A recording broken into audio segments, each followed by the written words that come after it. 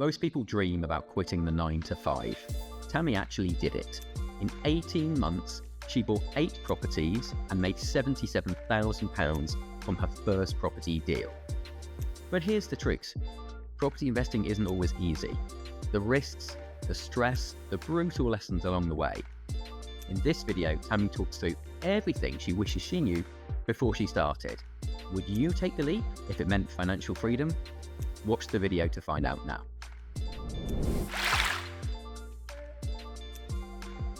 Hi guys, this is Ant from Your Property Network, and earlier on this week I was doing an interview for YPN, for a magazine, for our membership, with an investor, and I just thought their story was so inspiring and they were doing such cool things in property that I wanted to drag them on to the podcast, drag them onto the YouTube channel to share just a little bit of what they're doing.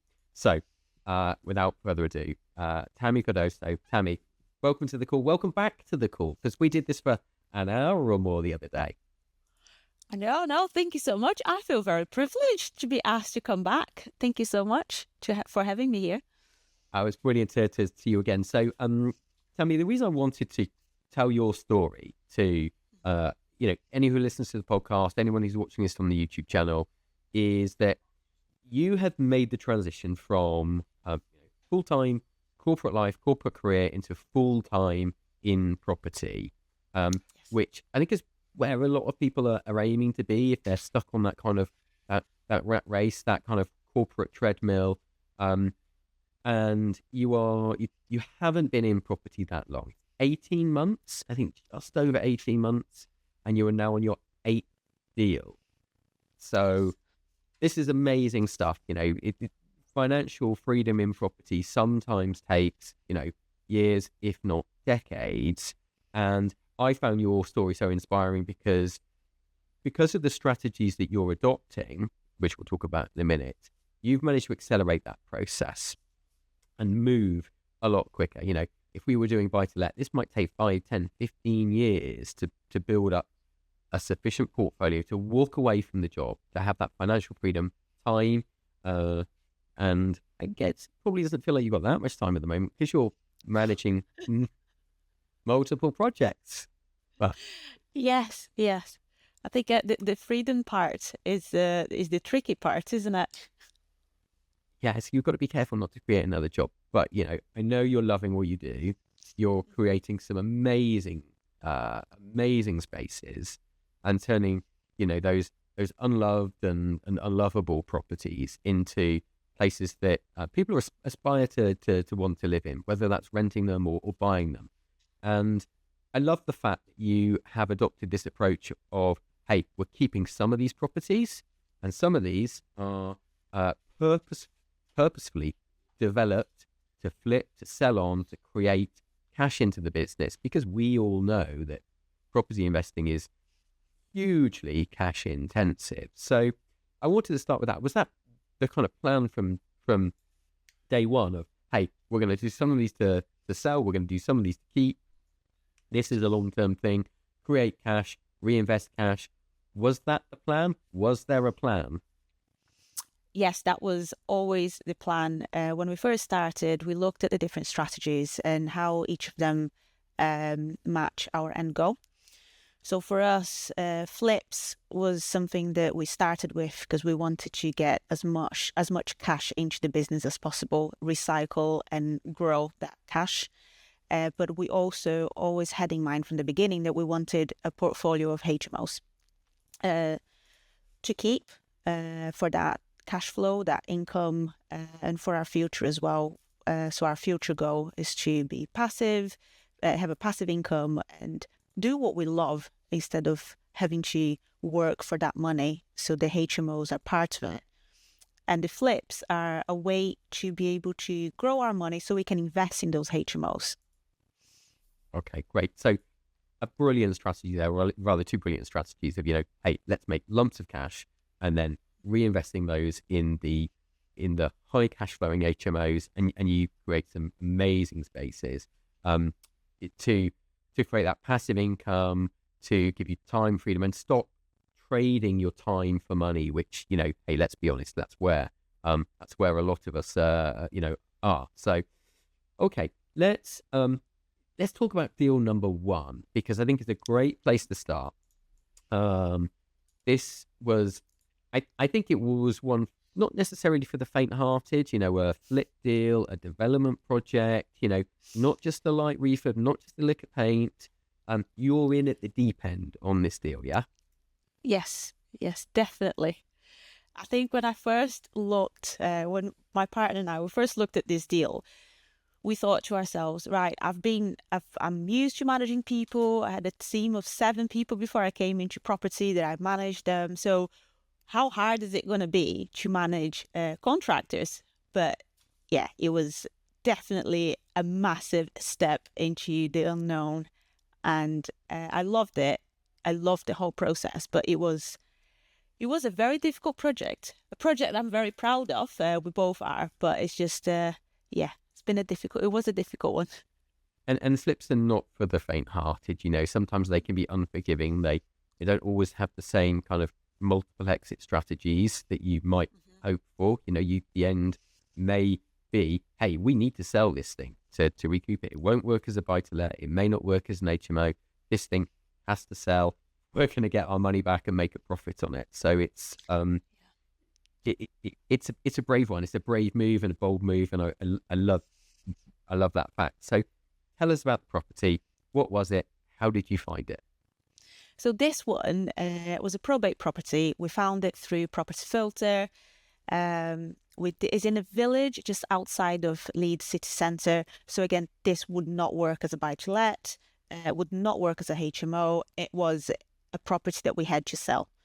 So we went in with one strategy, was to flip this property, and naively, like nowadays, we look at multiple exits for every project that we do. But as our first project, it was a very old and tired property, and there was one exit in sight, which was to sell.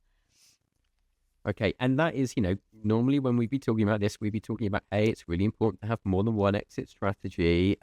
And that's obviously sound advice, but it doesn't work on every deal. You know, sometimes you're developing to sell, and the thing you're developing, it won't work. It won't work as a long-term rental, or when you keep it, just wouldn't make financial sense. So, so when you saw this property, it was on the market with an agent coming to auction. What was the deal with it?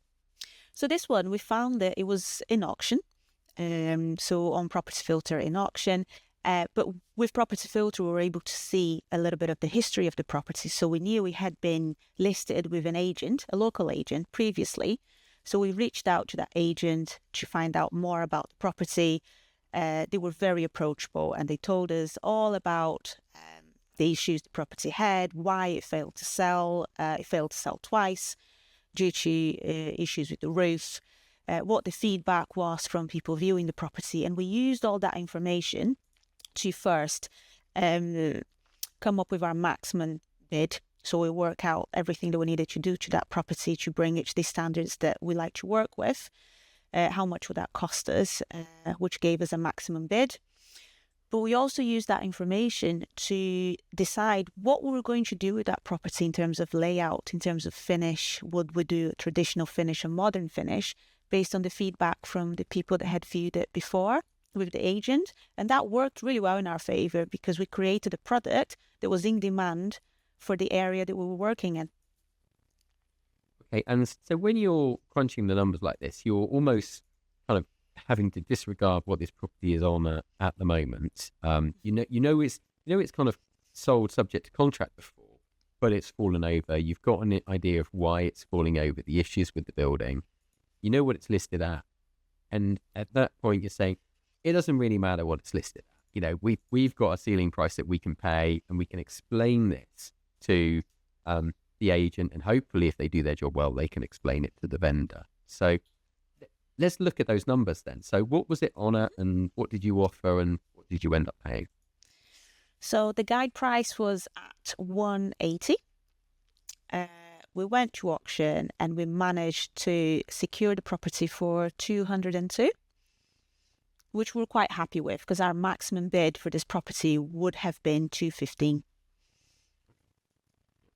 And auction conditions, so you've got 30 days to complete, 10% deposit down on the night, not a stress-free situation buying at auction. And your first property purchase as well. So I know, we like to make things difficult for ourselves, we do. So, but I'm assuming that went fairly smoothly. The actual purchase went pretty smoothly. Yeah, it did. So we funded that one cash. There was no issues on the special conditions in terms of, ridiculous fees or demands from the seller. So I think we were quite lucky in a way that this property wasn't a tricky property. Apart from the roof issues and the renovation part of it, it was a very straightforward project from beginning to end. Okay, so let's talk about the works and talk about appointing a build team. How much did you spend on the building, in transforming it? We're going to see some pictures now of the before and after pictures, so we can just see what a massive change this really was. So how much did that cost? And what was what did you have to undertake, and what was the experience of working with the build team? So altogether, we've spent £57,302. That's with this sale costs as well and staging. So with this one, the biggest challenge was working with the build team. So I did everything by the book. I spoke to, I can't remember how many, I think 8 or 10 different contractors. 5 of them replied. I got 3 quotes. Decided on the 3 quotes while speaking to my mentor and my mentorship group about those quotes. So it was all very informative. We picked a contractor that we thought was the best contractor to go with. Unfortunately, I come from a quality control background. So the build part, when everything is messy, the walls are coming down, it was absolutely fine. It was like smooth sailing. When it came to the finishing touches, then we realized that build team was not in a position to have the finishes to the standard that we like to work with. So that was a massive challenge for us, especially for me. As being a beginner in property, I got very stressed, very emotional, and had massive imposter syndrome, thinking, what am I doing here? Is this the right thing for me? I bit way too much more than I can chew, and all of those feelings came about. And we had, with this property, in terms of works, from beginning to end, we've done the roof that had to be done twice, which I will get to that. We've added a toilet downstairs because it was in demand in the area. New kitchen, new bathroom, new flooring, and then redecorating throughout. We've done the garden as well. And with the roof, we had the contractor was actually a roofer. That was his main trade, but he also had trades working for him. And he explained to us the issues with the roof. He did the roof. We sold the property, and then we later found out that the roof was leaking after the property had been staged and sold. So we had to get a brand new contractor to come in and then fix the roof for us whilst working with the buyers.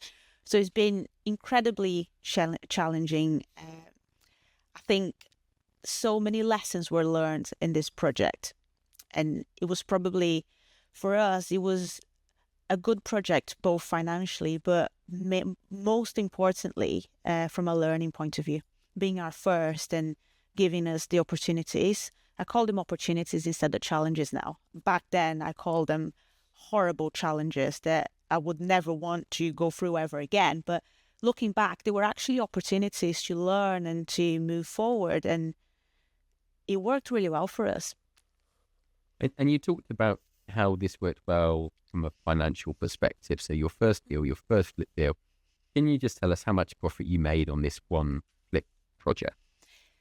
Yes, so we sold this flip for $350, which was our the price we put it on the market for, and we made just under £77,000. So to be exact, 76,984. Okay, that's pretty exact.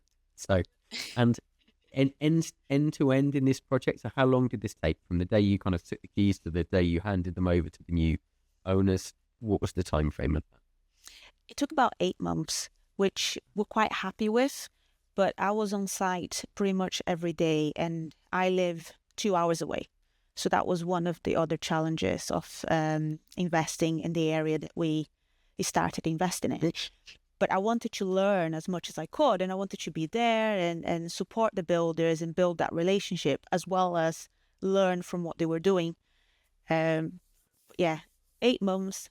I think is 8 months because I was there every day. I think if I hadn't been on site every day, it could have easily doubled the time. Oh, okay. Yeah. Okay. So really important at this stage, when you're starting out working with a new build team, making sure that they're kind of, proceeding as they should be, and kind of project managing it yourself as well through this. So an amazing profit on a fantastic deal. And I know that the rewards in this go beyond just the financial. You talked about the kind of learning opportunities through this. If learn from this deal, don't make the same mistakes or don't have the same issues come up in future ones, or know how to handle them if they do come up again. But there's another reward in this as well, which I think is important to acknowledge, and that's that kind of intrinsic reward of taking something which, hey, looking at the photos, it was pretty tired, pretty unloved, and transforming it into a truly desirable place, which sold really quickly. I can imagine, you had multiple offers on this property, a few people wanting to buy it. I guess you take something from that as well. It's not just about the money for you guys. No, 100%. And we do that for all of our projects. With this one, from the beginning, the way we've designed it was having our buyer in mind. So we wanted to produce a product that would what's the word I'm looking for? That would touch people like emotionally when they came to view that property. So we wanted to sell a dream, basically. We wanted people to walk into that property when they first viewed it and think, this is where I want to live. This is my dream home. And I think that is very important. We do that with all our projects. And for us, it was so important to look to see that property when it was finished, and having those people coming in and listening to the feedback, and especially the couple that bought that property, and they were so happy, and it made us really proud of what we had achieved. And then when we look at all the challenges and everything that we went through, when you get to that stage where you look at that property finished and you are proud of it, and you see people appreciating it as well and wanting to have that for themselves, it gives you a type of satisfaction and happiness and pride in your work that it's very difficult to explain. So I don't think I'm doing a very good job here. I think you're doing a great job of this. And I actually wanted to ask you how that kind of intrinsic reward, the enjoyment, we know this is hard work. Okay. I don't think anybody is here to kind of hit anybody and say, hey, property investing, property developing, hey, that's really easy. It's not easy. There are obstacles along the way. But you know what else is really hard work? Going into a corporate job every day is hard work and challenging. And I'm guessing didn't give you the same sense of achievement, satisfaction, intrinsic rewards that property is giving you. That's it. That's exactly what it is. With my 9 to 5 before corporate job, it was a financial reward. In the beginning, I was really excited, like anyone is when they get a new job, and especially if it's a job that they've studied for 3 years and they've worked hard to get into that industry, then you do get the intrinsic as well as the financial reward. But as the years goes on, I was in the corporate world for 10 years. It got to a point that it was mainly financial. And then it got to a point where the challenges weren't challenging anymore. So it was that financial reward, but could I do more? Could I make more? I wanted to challenge myself to achieve more. And with property, and this is personal to me, I'm sure my partner Danny shares the same view. With property, you get the financial reward that you want. If you put the work in, you will get that reward. But also that intrinsic reward keeps on giving. With every project, you get more satisfaction, more pride, you learn more things, and you get more excitement because they're all different. They all have their different challenges, but they also have their different rewards in terms of what you learn from it. So I think that it's going to be many, many, many, many years before I get to a position where I'm actually feeling bored with property now, because out of the 8 projects, they've all taught us something different. Okay, and 8 projects in 18 months is phenomenal. You know, that's an incredible achievement. You know, managing multiple projects at a time. Property deals are like buses. You know, it would be great if you finished one and then there was another one. It's never like that. You know, they come along at 3 at once, and you know you kind of have to do them because you know that deal won't be there in 3 months' time or 6 months' time, or maybe even in a week's time sometimes. So I love your story. I really wanted to kind of get you back. I know we did an extended version of this interview where we talked through other deals and went a bit more in depth for our YPN members. And if anybody wants to learn more about that, there's some links that you can follow to find out about that. But we really wanted to get you on here and just inspire, inform, and educate anybody watching this, saying, and I hope you don't mind me saying this, I use this them a lot, you know, ordinary people achieving truly extraordinary things in property and finding a life of, you know, much more satisfaction and financially rewarding as well from making that switch. So it's been brilliant to have you on.